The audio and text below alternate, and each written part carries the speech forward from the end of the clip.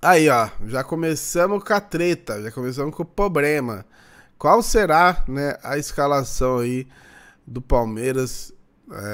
Inclusive aqui colocado pro pessoal da Sport TV. Na real, essa aqui é a escalação do último jogo, né? Como começou e como terminou, né? Com as mudanças.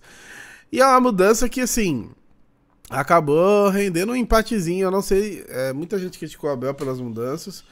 Só que é aquele negócio, mano, Paulista é pra teste mesmo. Então, eu falo aqui direto em live que tem que testar mesmo.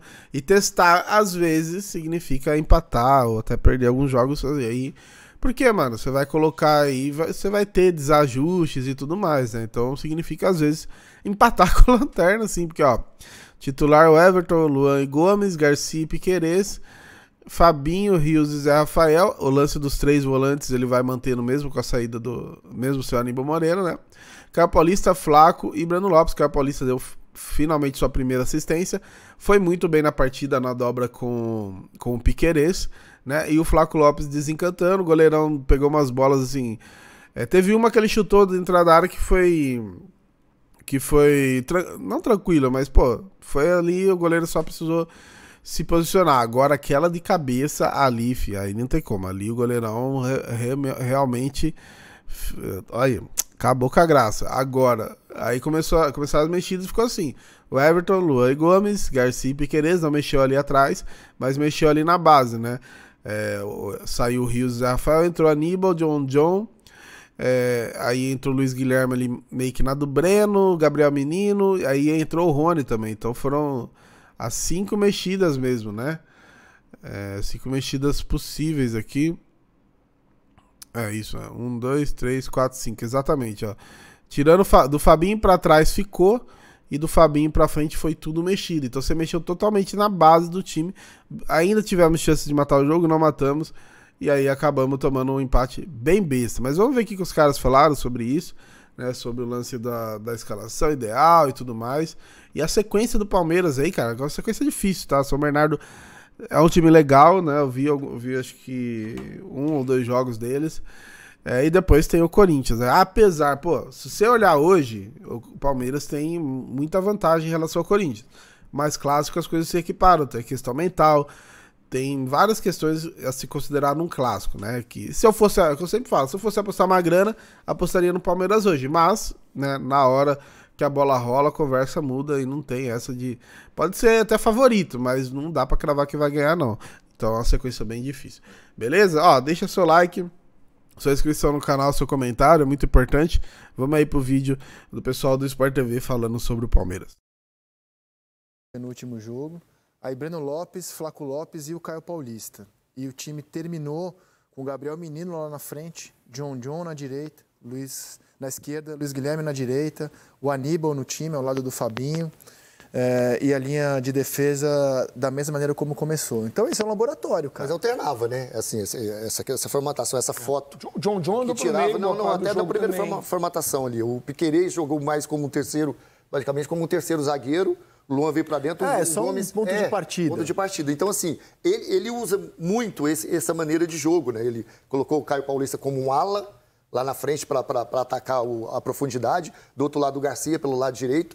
Ele tem essas alternativas. Uma coisa que o Abel a gente não pode nunca negar e deixar de pontuar é que ele tem controle absoluto desse time.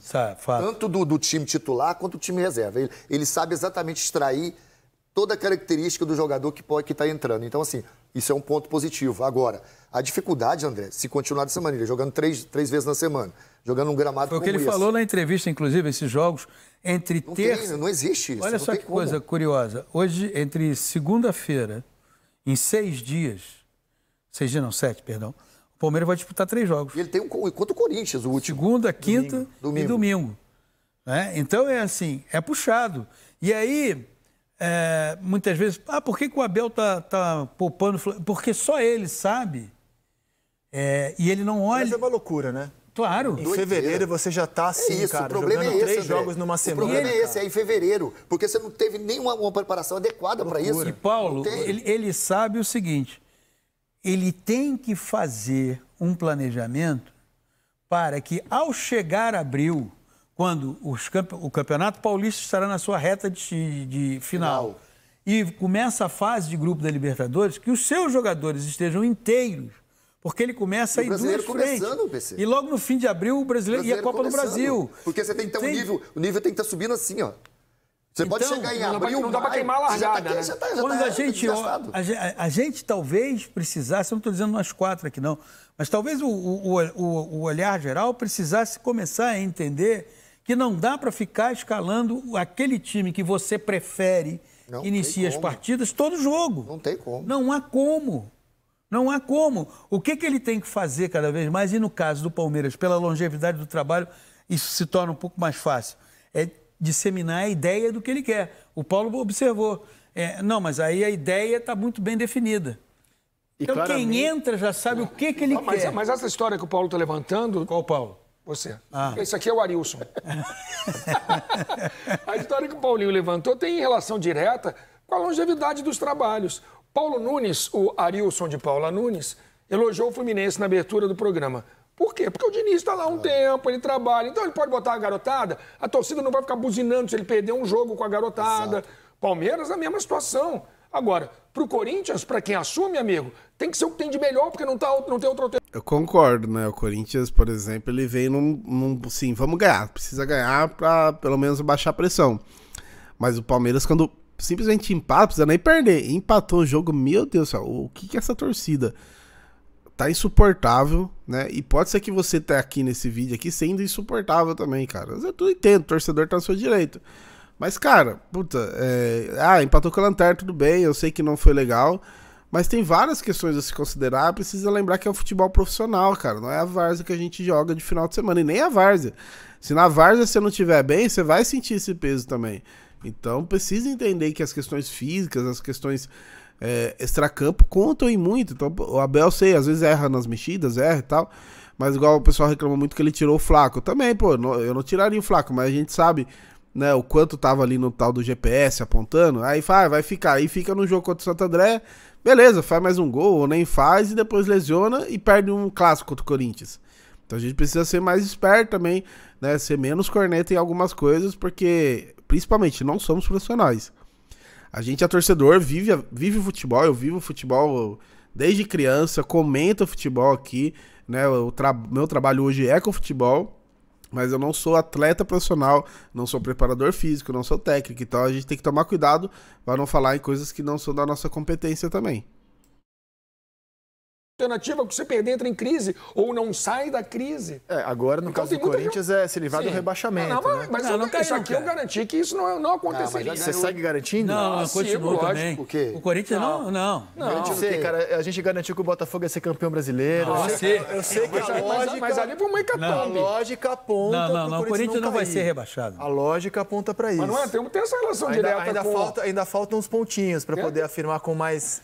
tranquilidade. A lógica aponta para isso. A relação direta com a credibilidade dos treinadores junto aos dirigentes, junto à torcida, agora, as conquistas que eles conseguiram. Exemplo, eu acho que esse é o momento perfeito para ele dar rodagem à garotada, cara. Sim. John, Luiz Guilherme, Garcia, até para mim que ele consegue extrair deles. Exato. Porque eles têm muito talento. Essa garotada joga muita bola. Exato. Guarda as cobras criadas para jogos como de domingo. Ele tem que dar uns minutos para essa garotada. O Palmeiras vai ser líder. Para a garotada jogar com mais naturalidade, para compreender melhor como é jogar em cima. Agora, no ano passado, o fato de o Botafogo ter entregado... O ano do Palmeirense já estava resolvido ano passado. Ele já assim, vou passar o ano agora eliminado na semi da Libertadores, com a vaga direta quase garantida, vou passar o ano aqui cornetando a Leila, pedindo um reforço. O palmeirense gosta de dar uma reclamada, né? Fazia tempo que ele não terminava um ano chateado. Estava resolvida a vida do palmeirense. Aí o Botafogo foi lá e atrapalhou esse plano. Não, você vai ter que fazer festa, vai comemorar o brasileiro. Que eu não consigo só tô o título, se vira aí para ser campeão, organizar a festa. E aí meio que pausou uma discussão que era super presente na comunidade alviverde no ano passado, que era reforços. Se o elenco do Palmeiras precisava ou não de mais reforços, tanto que a Leila o tempo todo brincava com isso. Vocês estão mais calmos quando foi campeão. Eu acho que perder nos pênaltis para São Paulo, aos poucos vai reacendendo essa discussão se o Palmeiras... a gente sabe que o trabalho do Abel e o trabalho desses jogadores são muito... o trabalho é muito bom, a gente sabe disso. Mas, naturalmente, você olha o elenco do Galo, o elenco do Flamengo, o Fluminense reforçando, e vem uma dúvida, naturalmente, se o Palmeiras, de novo, terá condições de enfrentar esses elencos que me parecem hoje mais encorpados.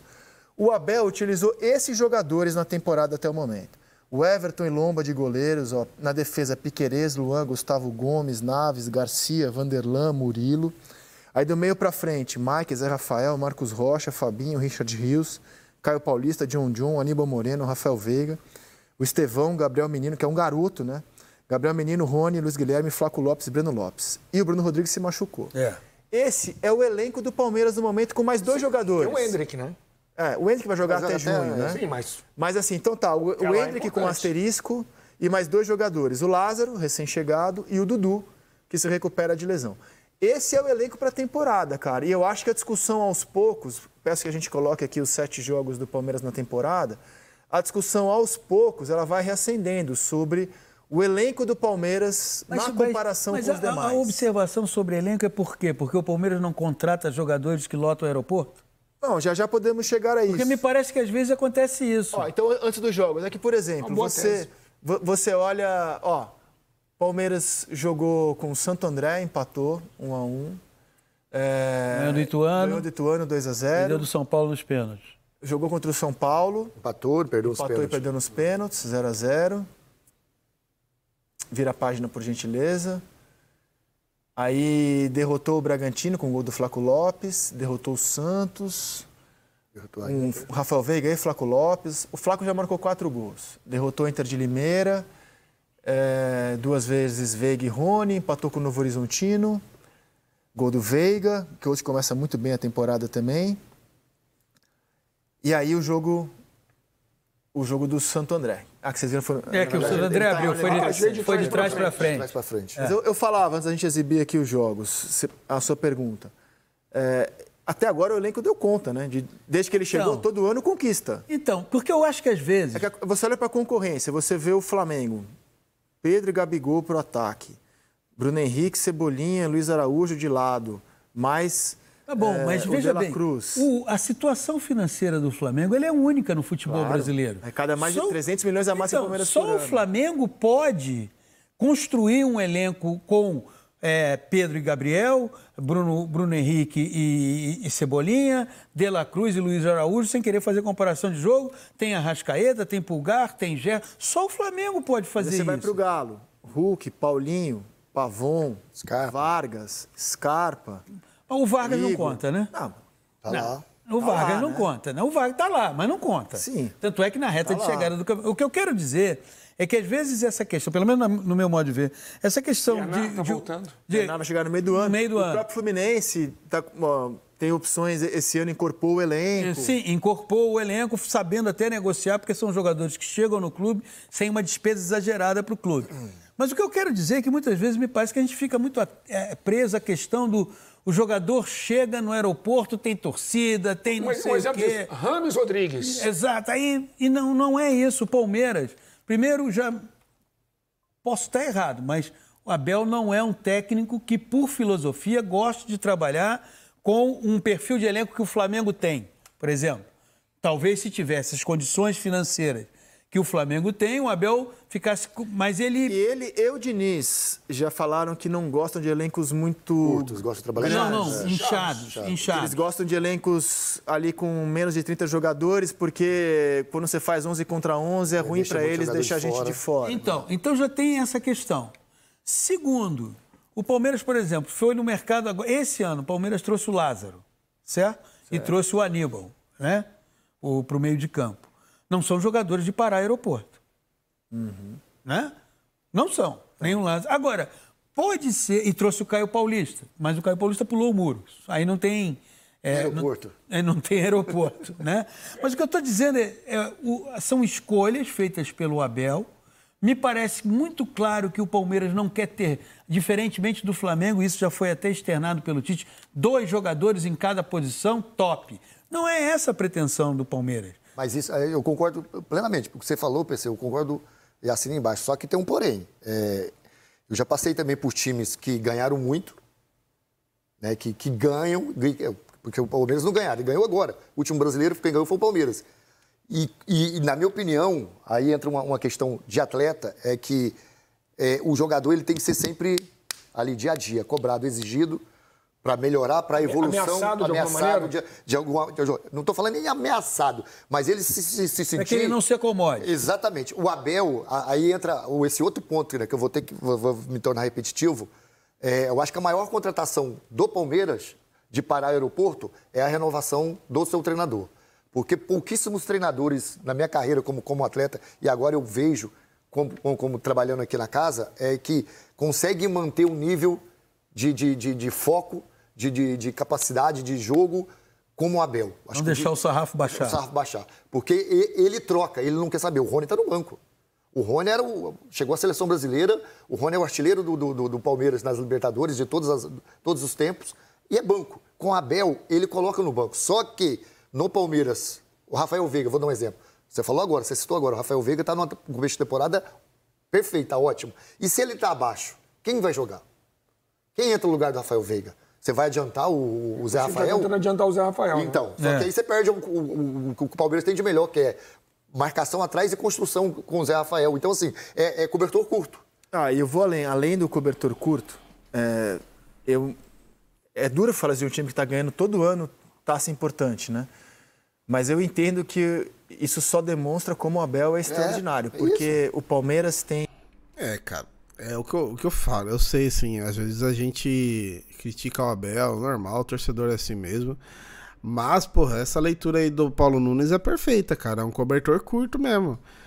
Tipo, tá com o Veiga tá bem, tá fazendo gol. Mas, tipo, contra o São Paulo, por exemplo, não é que ele jogou mal. Contra o São Paulo não conseguiu jogar, né? Ele nem conseguiu jogar pra gente falar que ele jogou mal. Porque ele tava, obviamente, muito marcado. E aí, se você tem um cara ali, talvez, ou pra mudar ou pra jogar junto, já muda um pouco. Naquele jogo, o Zé Rafael não tava como meio, igual ele tá fazendo. Talvez teria sido o jogo para fazer isso, mas de qualquer forma, realmente é o cobertor curto e mostra o trabalho do Abel, o quanto é foda mesmo, né? Por mais que a gente critique todo esse tempo aqui, o cara vai se virando, às vezes tirando ele de pedra, às vezes ele recebe algumas coisas que ele pede, na maioria das vezes não, e vai conseguindo ser campeão, né, cara? E muitas vezes a diretoria senta nos prêmios, nas premiações dele, nas conquistas dele, mas ele com certeza é o diferencial do Palmeiras hoje. Beleza? Comenta o que você acha, se inscreve no canal, deixa seu like, tamo junto.